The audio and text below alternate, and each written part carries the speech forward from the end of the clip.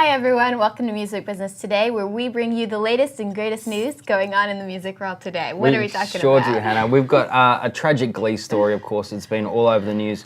Jason Aldean makes more history, and JayZ gives a 6-hour concert. So we'll talk about all that in a minute.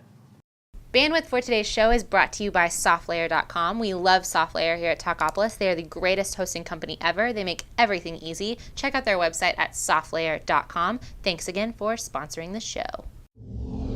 Microcasting for your city, Talkapolis.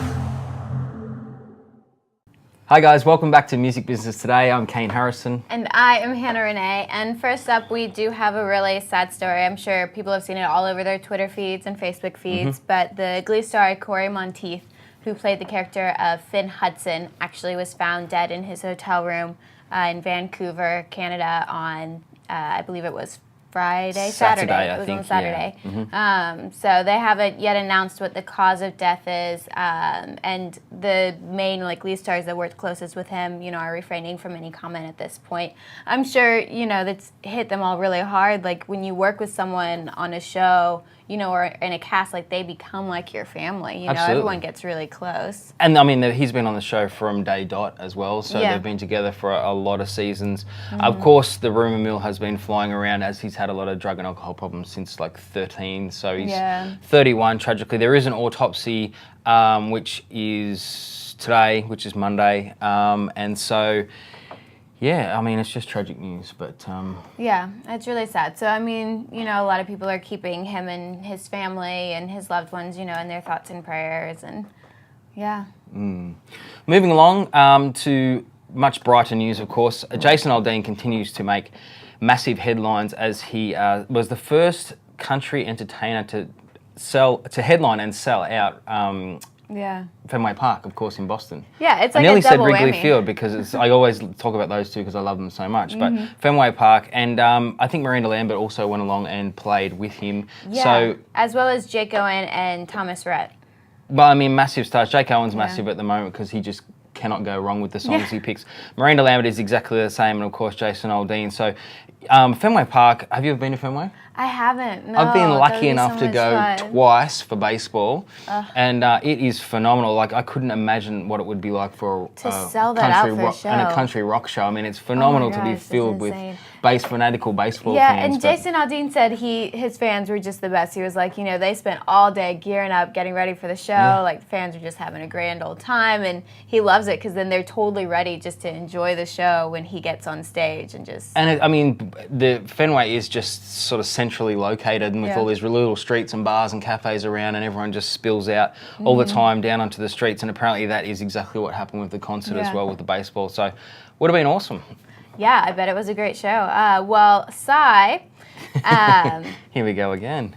Yes, here we go again. He's always, a subject, I feel, because he's always setting new records and doing amazing stuff, I guess. This is incredible. Yeah, he's been the only third artist ever to reach 2 million views. 3 billion. 3 billion, yeah. 3 billion views on his YouTube channel. The only other people that join him with that is Justin Bieber and Rihanna. So I was a little shocked that Justin Timberlake wasn't on there. That made me a little bit sad, not gonna lie. I'm a girl. But, because I'm not really...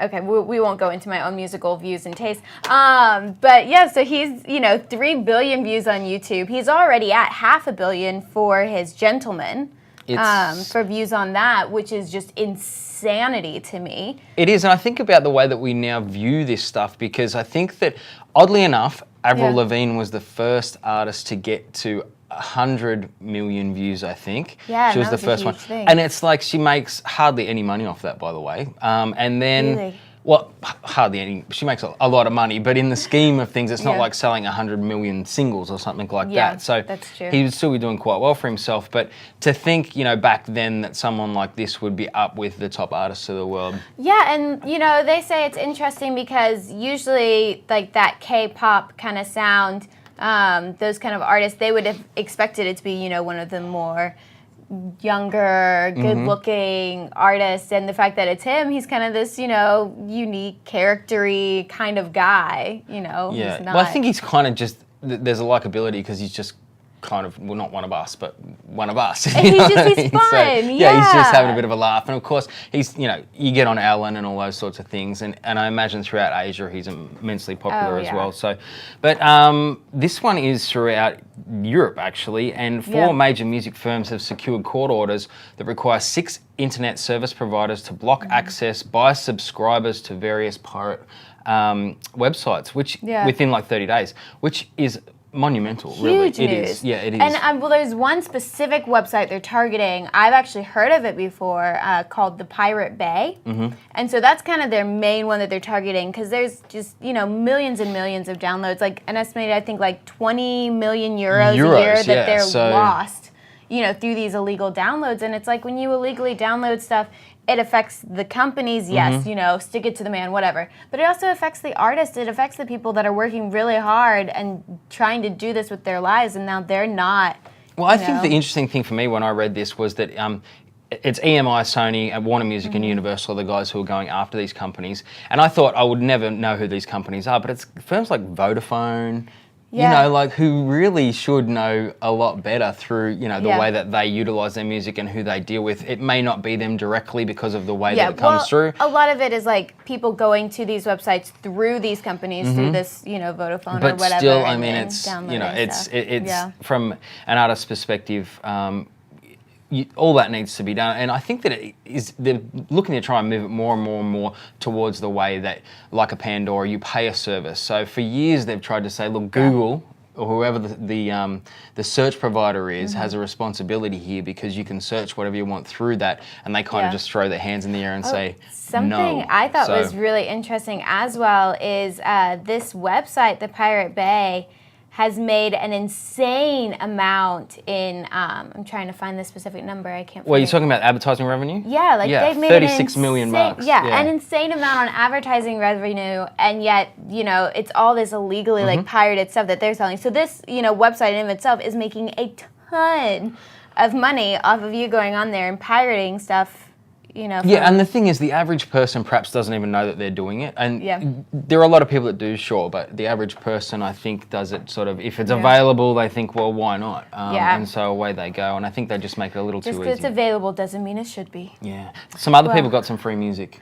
Oh, yeah. So JayZ, I'm sure you guys remember us talking about The National doing their whole 6-hour song set that they did of the one song they just played over and over and over again on repeat. Well, JayZ has joined in on that, and he just did the same thing, playing Magna Holy Grail, which released on the 9th. He played a song, Picasso Baby, from that for 6 hours straight, like on loop, and performed that. Well, I think because he decided that he would stay in Brooklyn, and he went down into Brooklyn and went into one of the galleries, and then because they were actually filming the video for it, for Picasso Baby. So then, when you're doing a film clip, it's just you're doing the same song over and over and over. But the cool thing that happened was that it got leaked onto social media. It was supposed to be really hush-hush, and then it turned into a live art show because everyone turned up, and it was just a free-for-all. So it'll be really interesting to see how that video actually turns out, because it was probably supposed to be filmed one way and then it just exploded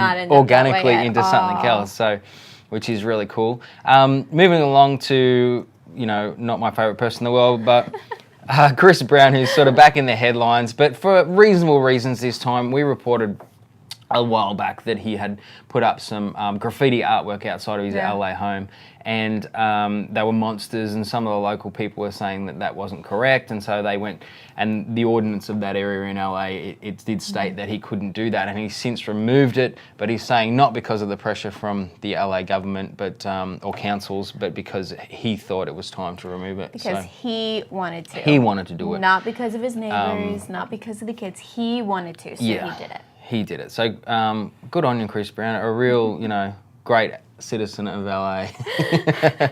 Well, last but certainly not least, iHeartRadio has announced their lineup for the iHeartRadio Festival, which is taking place in September, the 20th and 21st. So in that lineup, you have Elton John, Bruno Mars, Kesha, Justin Timberlake, with also an appearance by Adam Lambert and Queen, which I think is kind of awesome. It is pretty amazing. Yeah. But he has such a voice for that specific genre. Like, it's and so that's going to be in Las Vegas at the MGM Grand Studios or Grand Arena, rather.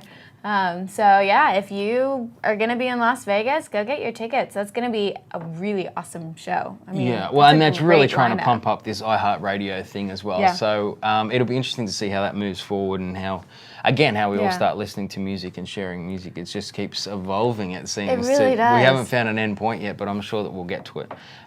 Just trying to catch up with the evolution of it. I think that's where we're at, That's exactly right. But that is all we have time for today on Music Business Today. So thank you so much for dropping by. You can, of course, catch us at a bunch of places. Hannah, where? Facebook. You can get us on Facebook. We're on the internet. Like our pages. Is Facebook on the internet? Okay, yes. Facebook is on. Twitter. Thank you for pointing that out, That's Kate. fine. I just You're so kind to me.